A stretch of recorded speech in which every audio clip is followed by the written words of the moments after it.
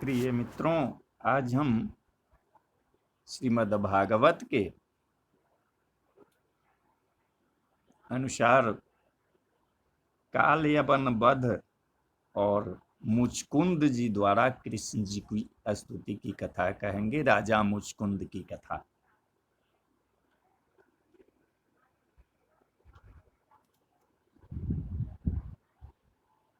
श्री सुखदेव जी बोले कि हे राजन, जब श्री कृष्ण जी रेशमी वस्त्र पहने मथुरा में आए, उस समय उनकी ऐसी शोभा हुई मानो निशानाथ चंद्रमा का उदय हुआ था। तब उनके हृदय पर भृगुलता का चिन्ह, कंठ में कस्तूमणि, चतुर्भुज रूप, नवीन कमल के समान नेत्र, प्रसन्न मुख, सुंदर शोभायमान मुस्कान, कानों में मकराकृत कुंडल और दे दीप्यमान मुखमंडल को देखकर काल यवन अपने मन में विचार करने लगा कि हो न हो यही श्री कृष्ण है, क्योंकि जैसा नारद जी ने बतलाया था वैसा ही सब कुछ चिन्ह और वैसी सब आकृति इसमें मिलती है, अतः यह वही श्री कृष्ण है। इसको छोड़कर कोई अन्य वासुदेव नहीं है, इसे नारद जी ने मुझे बतलाया है। परंतु यह तो अकेले ही बिना शस्त्र के मेरे सम्मुख चला आ रहा है, इसलिए मुझे भी चाहिए कि मैं भी शस्त्र रखकर अकेले ही इनका सामना करूं। हे महाराज, इस प्रकार कालयवन मन में निश्चय कर उन भगवान श्री कृष्ण चंद्र को पकड़ने के लिए चला, जो बड़े बड़े योगियों से भी पकड़े नहीं जा सकते थे। वह पग पग पर अब पकड़ा अब पकड़ा ऐसा कहकर अपने को विश्वास दिलाते हुए बड़ी दूर तक श्री कृष्ण जी के सामने गया और श्री कृष्ण जी पीछे हटते चले जाते थे।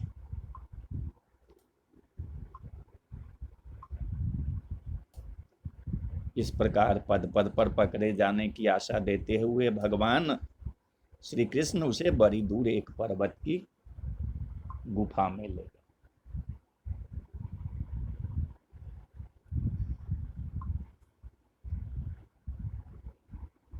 आगे आगे श्री कृष्ण दौड़ते जा रहे थे और पीछे पीछे कालयवन इस प्रकार के तिरस्कार में वचन कहता हुआ दौड़ा जाता था। अरे, यदुवंश में प्रकट हुआ है और तुझे भागना उचित नहीं है।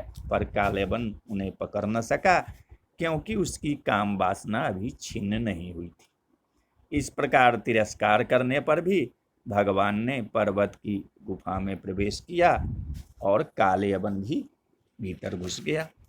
वहां उसने एक दूसरे पुरुष को सोते हुए देखा, जो पीताम्बर ओढ़े हुए था। तब कालयवन ने भूल से यह सोचा कि यह अवश्य मुझे दूर लाकर अब यहाँ साधु की भांति सो रहा है। इस प्रकार उसे कृष्ण मानकर और उस मूर्ख ने लात मारी।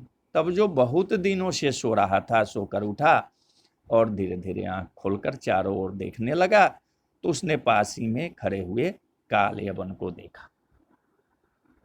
हे राजन, तब तो उस क्रोधित पुरुष की दृष्टि पड़ते ही उसकी देह से तत्काल ही अग्नि प्रकट हुई, जिसके द्वारा वह कालयवन जल भूनकर भस्म हो गया। राजा परीक्षित बोले कि हे ब्राह्मण, उस पुरुष का क्या नाम था? वह किस वंश का था? उसका पराक्रम कैसा था? वह किसका पुत्र था कि जिसने कालयवन को भस्म कर डाला? वह गुफा में क्यों सोया था? श्री सुखदेव जी बोले कि वह इक्ष्वाकु वंशी राजा मानधाता का पुत्र, ब्राह्मणों का परम भक्त मुचकुंद नाम का बड़ा ही सत्य प्रतिज्ञ राजा था। दैत्यों से भयभीत इंद्र आदि देवताओं ने अपनी रक्षा के लिए उसके पास आकर प्रार्थना की। तब उसने कितने ही वर्षों तक इंद्र की रक्षा की। जब देवताओं को स्वर्ग रक्षक स्वामी कार्तिक सेनापति मिल गए, तब वे मुचकुंद से कहने लगे कि हे राजन, अब हमारे पालन से तू अवकाश ग्रहण कर। हे वीर, पृथ्वी के अखंड राज को छोड़कर तूने मेरा पालन किया है, इसलिए तेरे समस्त भोग नष्ट हो गए हैं।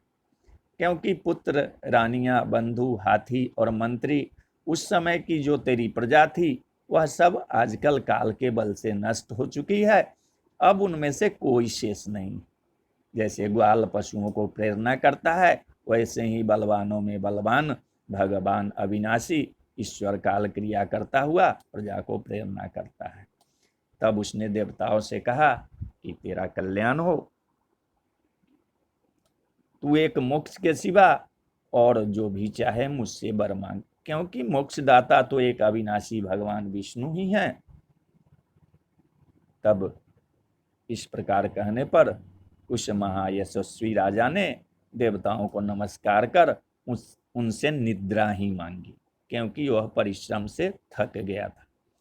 मुचकुंद बोला कि जो कोई आकर मेरी निद्रा में बाधा करे वह शीघ्र भस्म हो जाए। तब उसके यह वर मांगने पर देवताओं ने एव मस्तु कहा और यह वर दिया कि जो मूर्ख तेरी निद्रा में विघ्न करेगा वह तेरी दृष्टि पड़ते ही तत्काल भस्म हो जाएगा। तब वह देवताओं की दी हुई निद्रा से गुफा में जाकर सो गया। काले अवन के भस्म होने पर यदुश्रेष्ठ भगवान श्री कृष्ण ने बुद्धिमान राजा मुचकुंद को दर्शन दिया, जो मेघ के समान श्याम वर्ण पीताम्बर पहने हुए, श्री वत्स का चिन्ह वक्षस्थल में धारण किए हुए, दीप्यमान कौस्तुभ मणि से सुशोभित, चतुर्भुज वैजयंती माला से कांतिमय सुंदर प्रसन्न मुखारबिंद धारण किए, मकराकृत कुंडल झिलमिलाते हुए, श्रेष्ठ पराक्रम वाले तथा तेज के प्रभाव से जिनके सामने देखा नहीं जाता, उस स्वरूप का दर्शन करके यद्यपि वह राजा भगवान के तेज से भयभीत तथा शंकित हो गया था, फिर भी धीरे धीरे उस बुद्धिमान मुचकुंद ने भगवान से पूछा कि आप कौन हैं और पर्वत के अगम वन में कैसे आए? कमल पत्र के समान नंगे चरणों इन बहुत से कांटों में क्यों विचर रहे हैं? क्या आप तेज मूर्ति भगवान अग्नि हैं अथवा सूर्य चंद्र इंद्र या कोई दूसरे लोकपाल हैं? आप अपने तेज से गुफा के अंधकार को दीपक की भांति दूर कर रहे हैं। इस कारण तीनों देवों में से आपको मैं देवाधिदेव विष्णु मानता हूँ। हे नरोत्तम, मुझे आपके जन्म कर्म तथा गोत्र जानने की इच्छा है। अस्तु, यदि आप चाहे तो निष्कपट रीति से मुझे बतलाइए। हे पुरुष सिंह, मैं इक्ष्वाकु वंशी जाति का क्षत्रिय हूँ। हे प्रभो, मेरा नाम मुचकुंद है और मैं मानधत्ता का पुत्र हूँ। मुझे बहुत जागरण करना पड़ा है, इसलिए जब इंद्रियां निद्रावश हो गई तब मैं इस निर्जन वन में आकर इच्छा अनुसार सो रहा था, पर अभी मुझे किसी ने जगा दिया है और वह अपने ही पाप से भस्म हो गया है। इसके पीछे आप शत्रुनाशक श्रीमान का दर्शन हुआ है। आपके तेज के मारे मैं बहुत देर तक देख नहीं सकता, क्योंकि वह सहा नहीं जाता। हे महाभाग, आप देहधारियों के मन है। श्री सुखदेव जी बोले कि जब जगत पालक भगवान ने राजा से इस प्रकार का प्रश्न किया, तब भगवान ने हंसकर मेघ के समान गंभीर वाणी में कहा कि हे अंग, मेरे जन्म कर्म और नाम अनंत है, जिनको मैं नहीं गिन सकता। अनेक जन्मों में कदाचित पृथ्वी के कण गिने जाएं, पर मेरे गुण कर्म नाम और जन्म नहीं गिने जा सकते। हे राजन, मेरे भूत भविष्य तथा वर्तमान के जन्म तथा कर्म गिनते गिनते बड़े मुनि लोग भी पार नहीं पा सकते। फिर भी हे अंग, मेरे आजकल के नाम तथा कर्म सुन। मैं तुमसे कहता हूँ कि धर्म की रक्षा तथा पृथ्वी पर भार स्वरूप दैत्यों का नाश करने के लिए मुझसे पहले ब्रह्मा जी ने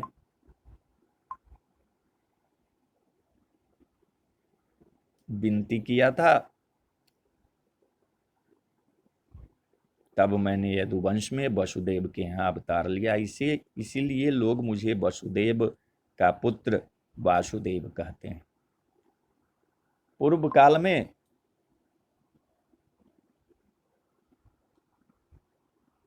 जो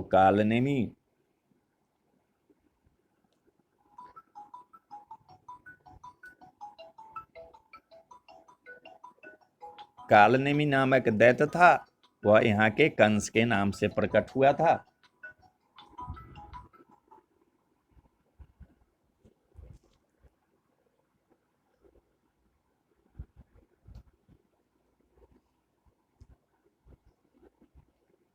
उसको तथा साधुओं के बैरी प्रलंब आदि दैत्यों को आपकी तीक्ष्ण दृष्टि द्वारा मैंने ही भस्म करवा डाला। वही मैं आप पर कृपा करने के लिए यहाँ इस गुफा में आया हूँ, क्योंकि मुझे भक्त वत्सल की आपने पहले प्रार्थना की थी। हे राजर्षि, वर मांगो, मैं आपके सभी मनोरथ को पूर्ण करूंगा।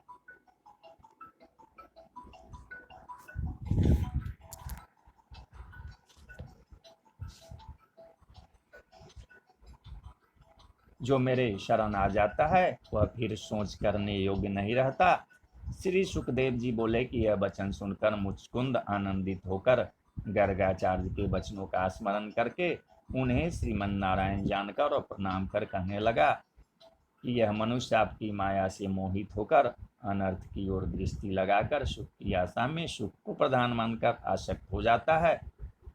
क्या स्त्री क्या पुरुष सभी ठगाए गए हैं। हे निर्दोष, जो यहाँ सब प्रकार से सुंदर अंगों वाली दुर्लभ मनुष्य देह को सहज में पाकर भी आपके चरणाबिंद का भजन नहीं करता, प्रत्युक्त विषयासक्त हो घर रूपी अंधकार अंधकूप में पड़ा रहता है, उसे पशु के समान समझना चाहिए। हे अजीत, मेरा इतना समय व्यर्थ ही व्यतीत हो गया, क्योंकि मैं अपने को राजा समझता हुआ राजलक्ष्मी के मद से उन्मत्त हूँ और इस नश्वर शरीर को आत्मा मानता हूँ। इसलिए पुत्र, स्त्री, कोश और पृथ्वी में अपार चिंता के साथ आसक्त हूँ।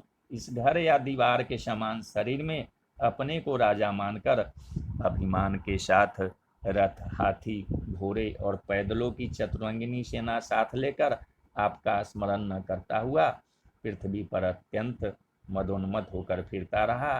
इससे मेरा इतना समय व्यर्थ ही गया। मुझे आज अमुक कार्य करना है, कल अमुक कार्य करूंगा, ऐसी चिंता में मत वाले रहने वाले मनोरथों का भोग तथा प्राप्ति होने पर भी विषयों की लालसा बढ़ते हुए लोभ वाले मनुष्यों को आप काल रूप इस भांति से तुरंत ही ग्रस लेते हैं, जैसे क्षुधात्र सर्प जबड़ों को चाटता हुआ चूहे को ग्रस लेता है। जो शरीर पहले राजा नाम धारण करके सोने से मढ़े हुए रथों, हाथियों पर चढ़ा करता है, वही शरीर अटल काल के आने पर यदि खाया जाए तो विष्ठा, रह जाए तो कीड़ा और जल जाए तो भस्म नाम पाता है। हे भगवान, इसने समस्त दिशा मंडल जीत लिए, जिसे संग्राम करने के लिए एक भी शत्रु शेष न रहा, जिसे सब बराबरी वाले राजागण प्रणाम करते हैं, ऐसा श्रेष्ठ सिंहासन पर विराजमान चक्रवर्ती राजा भी मैथुन सुख के लिए घरों में क्रीड़ा मृग की नाई स्त्रियों द्वारा नचाया जाता है, जैसे बाजीगर बंदर को नचाता है। यह मनुष्य तप में श्रद्धा रखकर भोगों को त्याग कर राज्य प्राप्त करने के लिए अनेक कर्म करता है और उसके लोभ में अपने पास का सर्वस्व दे डालता है। इसके पश्चात यदि उसे राज मिल गया तो अब मैं जन्म जन्मांतर चक्रवर्ती राजा ही हुआ करूं, ऐसी तृष्णा बढ़ने से वह क्लेशी पाया करता है और सुख का अवसर नहीं पाता। हे भगवान, जब आपकी कृपा से संसार में भटकते हुए मनुष्य के बंधन का अंत होना चाहता है, तब उसे सत्संग मिलता है, जिससे उसकी समस्त ममता छूट जाती है और अपने आप कार्य करने के नियंता में भक्ति हो जाती है। परंतु मेरे सत्संग के बिना दैव इच्छा से ही जो राज इत्यादि का संबंध टूट गया है, यह मुझ पर आप ही ने महान कृपा की है, यह मैं मानता हूँ। क्योंकि सबसे विरक्त होकर वन की इच्छा रखते हुए चक्रवर्ती राजा भी अपने आप इस संबंध को नहीं तोड़ सकते, वरन उसे छोड़ने के लिए केवल प्रार्थना ही किया करते हैं। हे प्रभु, आपके जिन चरण कमलों की सेवा के लिए अकिंचन पुरुष बारंबार प्रार्थना किया करते हैं, मैं भी उन चरणों की सेवा के अतिरिक्त और कुछ करना नहीं चाहता। हे हरि, भला ऐसा कौन सा ज्ञानी पुरुष होगा जो आपको प्रसन्न करके आत्मबंधन रूपी अर्थात लौकिक संपदा का वर मांगेगा। इसलिए हे नाथ, सत रज तम इन तीन गुणों से बंधी हुई समस्त कामनाओं को त्याग कर आप ज्ञान धन निरंजन निर्गुण अद्वैत और अक्षर ईश्वर की शरण में आया हूँ। हे परमात्मन, हे नाथ, मैं यहाँ अधिक काल से कर्म फलों के कारण दुखी हूँ और कर्म वासनाओं से अत्यंत संतप्त हूँ तथा तृष्णा सहित 6 इंद्रिय रूपी शत्रु मेरे पीछे लगे हुए हैं। ऐसी दशा में मुझे किसी भी तरह शांति मिलने का द्वार नहीं रहा है। हे शरणदाता, इसलिए मैं अब अभय, सत्य तथा शोक रहित आपके चरणारविंद की शरण में आया हूँ। आप मुझ आपदाग्रस्त की रक्षा कीजिए।